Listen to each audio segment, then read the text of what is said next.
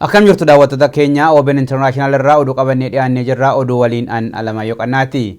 OBN jijjiirama uummanni fedhu fiduu fi jijjiiramichaan boodas naamusa gaazexeessummaan tokkummaa uummataa cimsuuf miidiyaa hojjechaa jirudha jedhame. OBN chaanaalii lammaffaa banuun afaanota garagaraan hojjechuuf murteessuun isaa walitti dhufeenya uummataaf gahee olaanaa gumaachuu Taanzaaniyaatti ambaasaaddarri Itoophiyaa Yoonaas Yoosef himan. Akaaluu Baqqalaa gabaasa dabalataa qaba.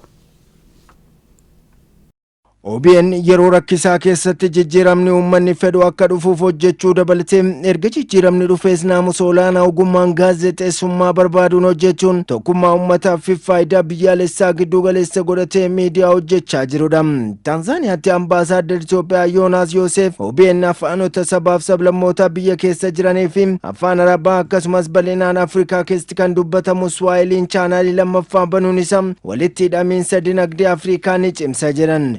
በዚህ ደረጃ ወደዚህ መምጣት እንደተባለው የህዝብ ለህዝብ ግንኙነቱን OBN afaan garagaraan banee hojjechuun walitti dhufeenya uummataa cimsuu keessatti gahee olaanaa gumaacha. Gama investimentiitiinis carraawwan Itoophiyaan qabdu beeksisuuf gahee olaanaa qaba. Hojiin OBN jalqabe mana hojii keenyaaf fakkeenyummaa qaba. Hojii dippiloomaasii keessatti uummatatti afaan isaa yeroo itti himtu sitti dhiyaataa jedhan. በቋንቋ ስትነግረው እኮ ነው የበለጠ በሁለተኛ በሌላ ቋንቋ ስንቆም በቋንቋ ስትነግረው uummatatti afaan isaan yeroo itti himtu sitti dhiyaata. Afaan humna guddaa uuma. Biyya keessattis ta'e gaanfa Afrikaatti hojiin jalqabdan baay'ee gaariidha. Nutis dippiloomaatonni gaanfa Afrikaa keessatti ramadaman afaan Swaahilii osoo dabalataan beekanii baay'ee gaariidha. Iddoo ani amma hojjedhu Taanzaaniyaa keessatti afaan hojiiti. As qofa miti baha Afrikaa giddugalaa fi kibba Afrikaatti afaan bal'inaan dubbatamudha. OBN afaan kanaan banuun isaa baay'ee gaariidha. Afaan kana sadarkaa gamtaa Afrikaatti afaan hojii gochuuf hojjetamaa jira. Saadaaq ammoo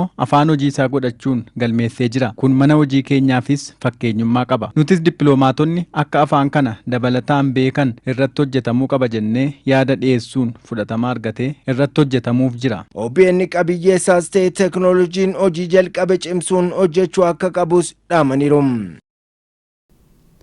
Hooggantoonni biyyoota addunyaa hedduun yaalii talaallii vaayirasii koronaa barbaaduuf taasifamuuf deeggarsa doolaara biiliyoona 8 olii kennuun himame.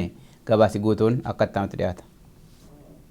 Vaayirasii koronaa fayyaaf diinagdee addunyaa raasaa jiru kanaaf fala barbaaduuf qindeessummaa gamtaa Awurooppaatiin hooggantoonni biyyoota addunyaa 40 ta'an walgahii toora intarneetiitiin ta'aniin talaallii vaayirasii kana argachuuf deeggarsa maallaqaa walitti qaban. Pirezidaantiin Koomishinii Gamtaa Awurooppaa Ursula von der Leyen hooggantoonni biyyoota addunyaa deeggarsa maallaqaa kennuuf kaka'umsisaan agarsiisan michummaa sadarkaa addunyaa kan cimsuudha jedhan. Akka waliigalaatti dhaabbata mootummoota gamtoomaniitti dabalatee biyyoonni 30 ol yaalii talaallii vaayirasii koronaa argachuuf taasifamuuf deeggarsa maallaqaa akka kennan dubbatan. Haaluma kanaan Koomishiniin Gamtaa Awurooppaa fi Noorweey tokkoon isaanii deeggarsa doolaara biiliyoona 1 kan kennan yommuu ta'u, Jarman, Jaapaanii fi Suudi Arabiyaan immoo kophaatti doolaara miiliyoona 800 arjooman. Akkasumas Faransaay yuuroo miiliyoona 500 kenniteetti. Ameerikaa fi Raashiyaan walgahii toora intarneetiin taa'ame sanarratti otoo hin hirmaatin hafan. Vaayirasii kanaaf ka'umsa kan taate Chaayinaan garuu karaa ambaasaadara ishee kan hirmaatte yoo ta'u, deeggarsa maallaqaa gochuu ishee irratti wanti beekamee hin jiru. Pirezidaantiin Biriitaaniyaa Booris Joonsen biyyi isaanii yuuroo miiliyoona 388 deeggarsaan akka kennitu beeksisan. Kana malees dhuunfaadhaan deeggarsi akka kennamaa jiru pirezidaantiin Koomishinii Gamtaa Awurooppaa himaniiru. Maallaqa talaallii vaayirasii koronaa barbaaduuf walitti qabame keessaa doolaarri biiliyoona 4 fi miiliyoona 400 barbaacha talaalliif kan ooludha.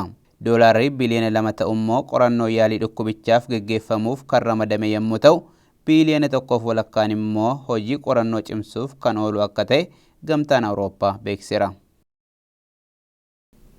Ameerikaan weerara vaayirasii koronaa ittisuun kan walqabate doolaara tiriliyoona 3 liqeeffachuuf akka jirtu beeksifte. Liqiin kun boondii mootummaa gurguruun akka argamus NPR gabaasee jira. Gabaasi dabalataa akkatti dhiyaata.